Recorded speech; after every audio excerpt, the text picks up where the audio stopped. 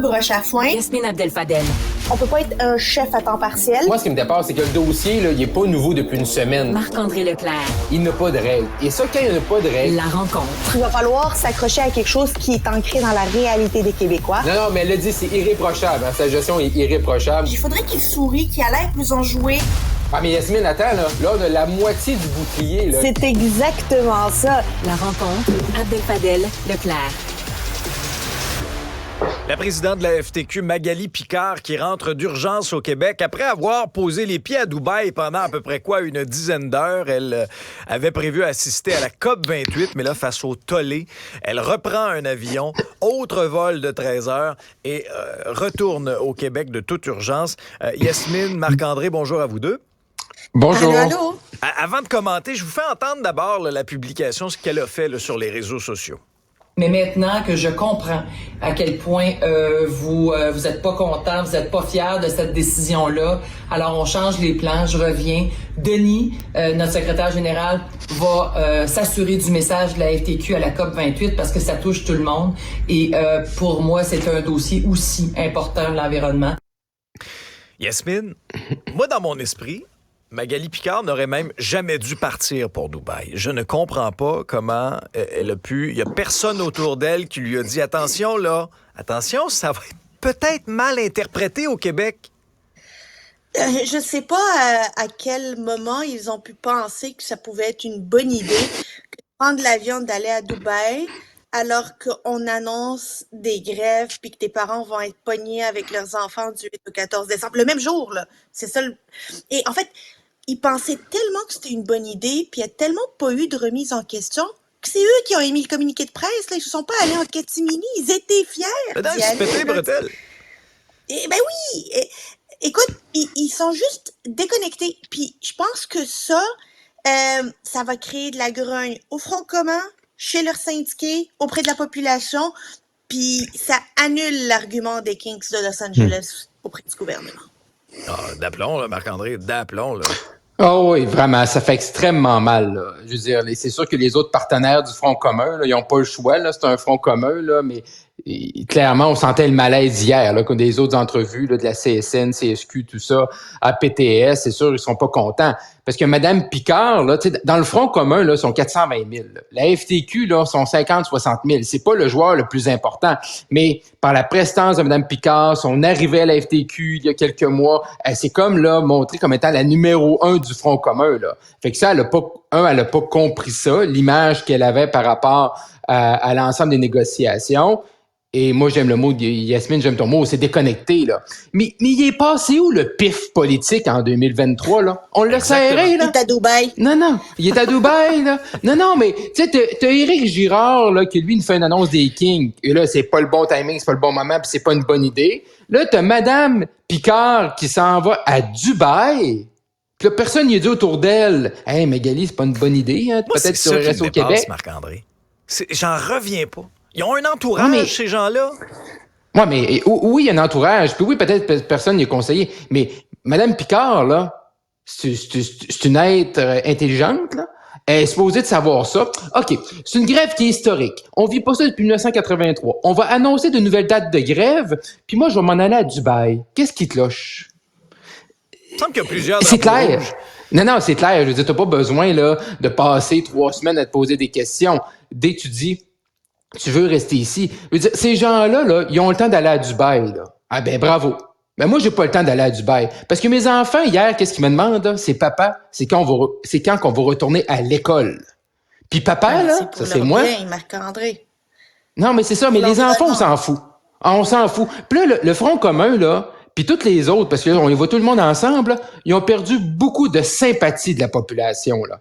Et Mme Picard, là, elle a fait un dommage immense au Front commun, mais aussi aux enseignants de la FAE, puis aussi au personnel infirmières, tout ça, de la FIC.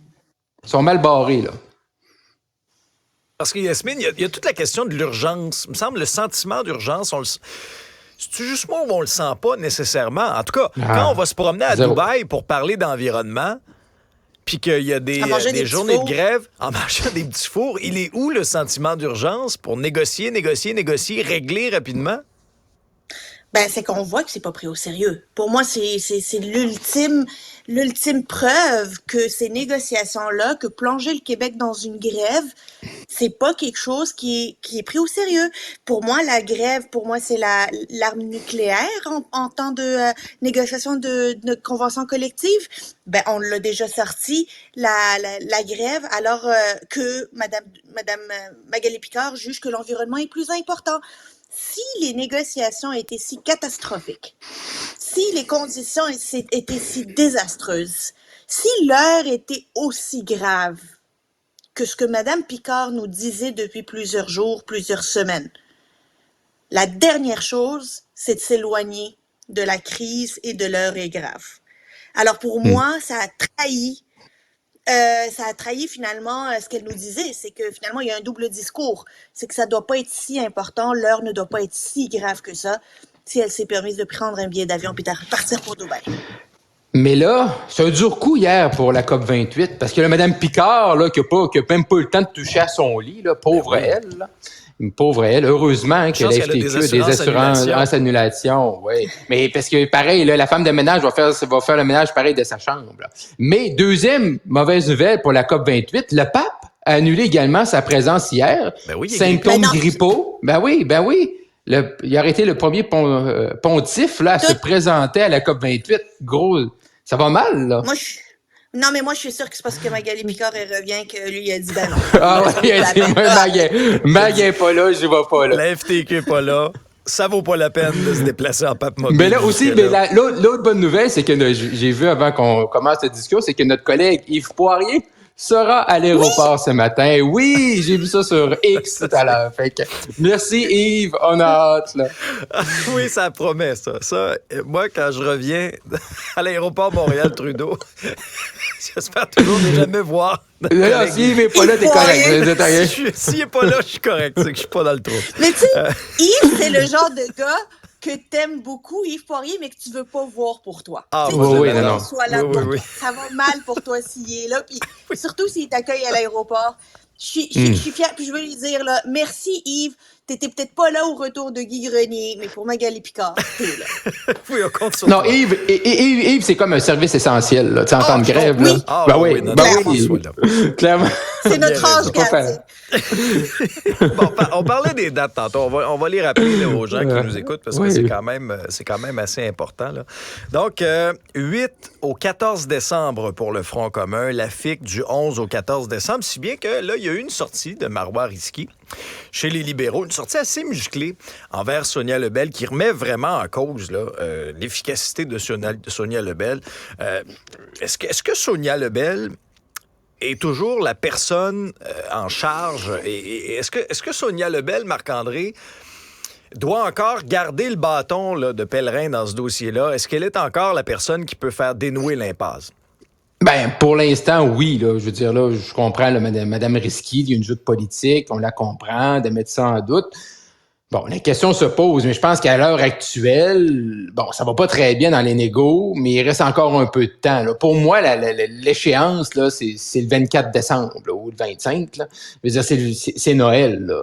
Il faut réussir à arrêter Noël, d'ici Noël, là. Tu sais, pour les jeunes, les écoles, tout ça, OK, on peut se permettre, là, même si c'est pas l'idéal, on n'est même pas encore au mois de décembre, mais pour moi, l'échéancier, c'est Noël, c'est là, c'est le deadline. Mais bon, sortir Mme Lebel présentement des discussions, je suis pas convaincu. Puis là, dans le contexte qu'on vient de parler avec Mme Picard, l'ouverture est là. Pour le gouvernement, là, tu sais, le momentum, il vient de changer, là. Ça prend un élément, là. C'est ça, la politique. C'est circonstanciel. Là, c'est le momentum est du côté du gouvernement. Moins de sympathie, pour les syndicats. Let's go, là. C'est l'heure, là. Yasmine? Je pense pas que c'était une bonne sortie de Marois Risky. Pour être honnête, là, je pense pas que c'était bon.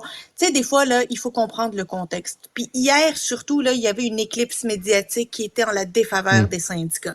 C'était pas le moment de sortir puis de demander à tasser Madame Lebel, là.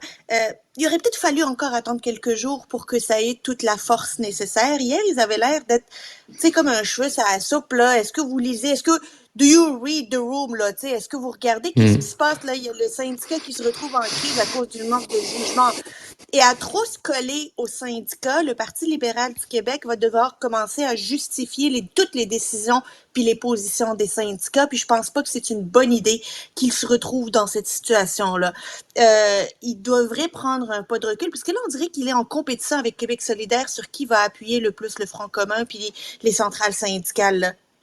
C'est pas traditionnel chez le Parti libéral, puis on voit à quel point ils sont pas habitués à faire ça. Ils font des erreurs stratégiques et tactiques, comme celle de demander que Sonia Lebel soit tassée, là. Soit tassée pour qui et pour mettre quoi ça à table? Qu'est-ce que le Parti libéral propose? Ouais, Sonia Lebel n'a pas embarqué dans le jeu-là, d'ailleurs. Non, même... Non. Ben, elle n'avait pas embarqué là-dedans. Bernard Drinville l'a défendu, dit c'est pas Sonia le problème. Mais hier, là, que lit l'humeur de la salle, c'est Éric Girard quand même. Là. Lui, à New York, c'est finito. Ouais, là, son magasinage à Noël, là, il est foutu, là. Mais bon, il ira magasiner au 10-30. Mais là, lui, il vient de flusher son voyage à New York. Là. Il a eu peur, mais Marc-André, en même temps, là, tu sais, tu flushes Gary Bettman. C'est pour le retour des Nordiques. Là, on est-tu encore à 10 %? Ouais, mais là, Alexandre. Ouais, là, c'est ça. Il va nous arriver avec un autre calcul, là. 5 équipes, une chance sur 2. Là, j'ai pas rencontré Bettman. On retient 8, on rajoute 5. Mais, non, mais je pense pas que c'est ça. De toute façon, je pense pas que cette rencontre-là, pour rappeler que Québec existe puis la province existe, je pense pas que ça va changer si oui ou non les Nordiques vont revenir un jour ou l'autre. Il savait-tu, Gary Bettman, que le ministre Girard était... C'est ça que j'allais dire. Ouais, je suis pas sûr que c'est dans son agenda, là. Je sais pas, hein? Tu sais, peut-être que Gary Bettman a fait coudonc. OK. Coudonc. J'ai le temps d'aller prendre un café, tu sais. Il n'y avait pas besoin d'une rencontre avec Éric Girard pour savoir qu'à Québec, on s'intéresse à une équipe, le retour des Nordiques de Québec, là. Je pense que c'était la bonne décision. Fait que probablement, M. Bettman a gagné un gros 15 minutes là, dans son agenda là, des prochains jours. Voilà. Québec solidaire, on ressort d'un congrès à Gatineau, une nouvelle co-porte-parole féminine en la personne d'Émilie Lessard-Terrien, une porte-parole de la ruralité qui avait quand même des positions qui est un peu discordantes là, des gestes de son parti, notamment sur... la publicité sur les réseaux sociaux, sur Meta ou quoi que ce soit, ben là, Yasmine, Québec solidaire, peu importe là, visiblement ce qu'en pense la nouvelle co-porte-parole du parti, va continuer d'acheter de la publicité sur Meta. Coudon, la gauche au Québec, ils sont tous solidaires juste à temps partiel?